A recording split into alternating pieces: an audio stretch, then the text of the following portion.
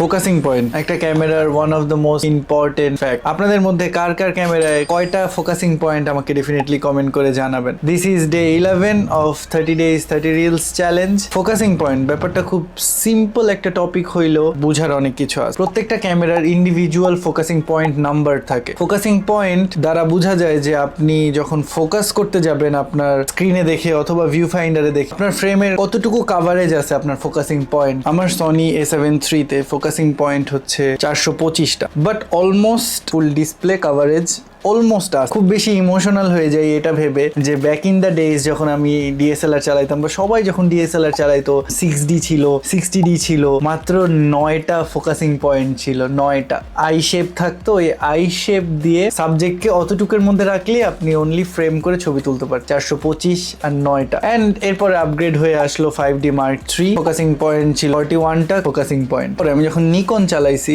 Nikon D810 বা 610, ওইটার focusing point ছিল হচ্ছে 51। তখন ওইটাই অনেক ছিল, তো সেই সময়গুলো অনেক মিস করি। এখন মিররলেসে এসে সবাই ফোকাসিং পয়েন্ট ফুল স্ক্রিন থাকার কারণে তেমন একটা কষ্ট হয় না, অটোমেটিক্যালি আপনি ফুল স্ক্রিনই ফোকাস পাচ্ছেন। এক এক ক্যামেরা এক এক ফোকাসিং পয়েন্ট। সেই আগের সময় ডিএসএলআর এর ফোকাসিং পয়েন্ট আমরা কাউন্ট করে যেইটা ফোকাসিং পয়েন্ট যত বেশি ওইভাবে ক্যামেরা বেটার জাজ করে কিনতাম। সো ভালো থাকবেন, সুস্থ থাকবেন, like share and subscribe to my YouTube channel.